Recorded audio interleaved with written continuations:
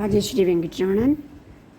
Malayalam short and speed dictation 75 വാക്ക്. ഇതിൽ ധാരാളം ഈ യൂട്യൂബിൽ ധാരാളം 75 വാക്ക്, 50 വാക്ക്, 40 വാക്കൊക്കെ ഞാൻ വായിച്ച് റെക്കോർഡ് ചെയ്തിട്ടുണ്ട്. എല്ലാവരും അത് പ്രാക്ടീസ് ചെയ്യുക. ദ മെയിൻ തിങ് ഈസ് നിങ്ങളെല്ലാവരും മലയാളത്തിലേക്ക് തർജ്ജമ ചെയ്യണം, എന്നാലേ അതിൻ്റെ ഗുണം കിട്ടുള്ളൂ. ഞാൻ 2-4 ബുക്ക് എഴുതിയിട്ടുണ്ട്. സ്പീഡ് ബുക്ക് വിത്ത് ലിപി അടക്കം മലയാളം സ്പീഡ്. അതുകൂടാണ് സെക്കൻഡ് പേപ്പർ, തേർഡ് പേപ്പറൊക്കെ ഉണ്ട്. ഡിസ്ക്രിപ്ഷൻ ബോക്സിൽ എൻ്റെ ഫോൺ നമ്പർ ഉണ്ട്. ആവശ്യമുള്ളവർ ചോദിച്ചാൽ ഞാൻ അയച്ചു തരുന്നതാണ്. Speed book Malayalam lower higher with ലിപിയാണ്, മലയാളം ലിപി, മലയാളം ഷോർട്ട് ഹാൻഡ് എഴുതിയത്. ഓക്കെ. ജ്ഞാനപീഠം നേടിയ മലയാളികൾ.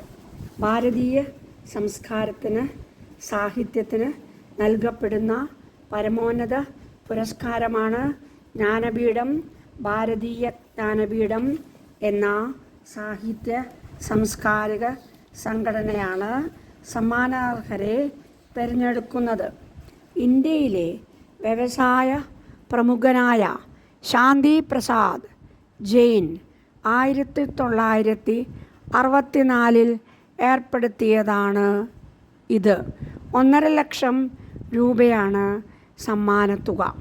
ഭാരതീയ ഭാഷകളിൽ ഓരോ വർഷവും രചിക്കുന്ന ഏറ്റവും മികച്ച കൃതിക്കാണ് ഈ സമ്മാനം നൽകുക. 1965 ആദ്യത്തെ ജ്ഞാനപീഠ പുരസ്കാരം മലയാളം സാഹിത്യത്തിനാണ് ലഭിച്ചത്. ജി ശങ്കരക്കുറുപ്പിൻ്റെ ഓടക്കുഴൽ എന്ന കൃതിക്ക്. തുടർന്ന് 3 തവണ കൂടി നമുക്ക് ജ്ഞാനപീഠം ലഭിച്ചിട്ടുണ്ട്. 1980 എസ് കെ പൊറ്റക്കാട്ടിനും 1984 തകഴി ശിവശങ്കരപ്പിള്ളയ്ക്കും പൊറ്റക്കാടിൻ്റെ ഒരു ദേശത്തിൻ്റെ കഥയും തകഴിയുടെ കയറുമാണ് ജ്ഞാനപീഠ പുരസ്കാരം നേടിയ കൃതികൾ. 1995 MT വാസുദേവൻ നായർക്കായിരുന്നു ജ്ഞാനപീഠം. ജി ശങ്കരക്കുറുപ്പിൻ്റെ ജ്ഞാനപീഠ പുരസ്കാരത്തിന് പുറമെ പത്മഭൂഷൺ ബഹുമതിയും ലഭിച്ചിട്ടുണ്ട്. 1968 പത്മഭൂഷൺ സമ്മാനിക്കപ്പെട്ടത്. ശങ്കരാചാര്യരുടെ ജന്മഭൂമിയായ കാലടിക്കടുത്ത് നായത്തോട് എന്ന ഗ്രാമത്തിൽ 1901 ജി ശങ്കരക്കുറുപ്പിൻ്റെ ജനനം. 1978 വരെ നീണ്ടുനിന്ന ജീവിതത്തിൽ ഇടയിൽ ജി നിരവധി കവിതകളുടെ സന്ധ്യാരാഗം കേരളത്തിന് കാട്ടിക്കൊടുത്തു. നിരവധി ധന്യനിമിഷങ്ങളും അദ്ദേഹം കേരളത്തിന് കനിഞ്ഞു. ജിയുടെ ശ്രദ്ധേയമായൊരു കവിതയാണ് സൂര്യകാന്തി.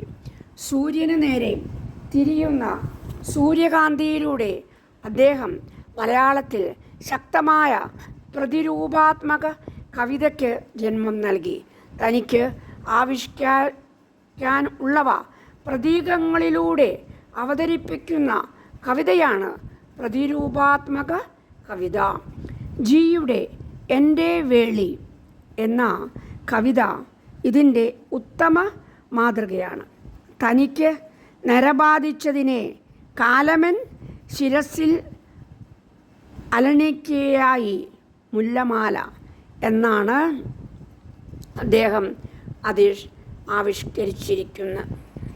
രവീന്ദ്രനാഥ് ടാഗോറിലൂടെ ഇന്ത്യക്ക് പരിചിതമായൊരു കാവ്യപ്രസ്ഥാനമാണ് മിസ്റ്റിസിസം. മനുഷ്യനും ദൈവവും തമ്മിലുള്ള, അല്ലെങ്കിൽ ജീവാത്മാവും പരമാത്മാവും തമ്മിലുള്ള ബന്ധം വ്യക്തമാക്കുന്ന കവിതകൾ ആണ് ഇവ. മലയാളത്തിൽ കവിതകളിലൂടെ ആ പ്രസ്ഥാനത്തെ പരിചയപ്പെടുത്ത കവി കൂടിയാണ് ജി ശങ്കരക്കുറുപ്പ്. അദ്ദേഹത്തിൻ്റെ അനേവേഷണം എന്ന കവിത ഇതിന് ഉദാഹരണമാണ്. അതുപോലെ തന്നെ ടാഗോറിൻ്റെ ഗീതാഞ്ജലി മലയാളത്തിൽ വിവർത്തനം ചെയ്യുകയെന്ന കർത്തവ്യവും ജി നിർവഹിച്ചിട്ടുണ്ട്. സൂര്യകാന്തി, സന്ധ്യാരാഗം, ഓടക്കുഴൽ, നിമിഷം, വിശ്വദർശനം, പതികൻ്റെ പാട്ട്, ഇളം ചുണ്ടുകൾ തുടങ്ങിയവ അദ്ദേഹത്തിൻ്റെ ശ്രദ്ധേയങ്ങളായ കൃതികളാണ്.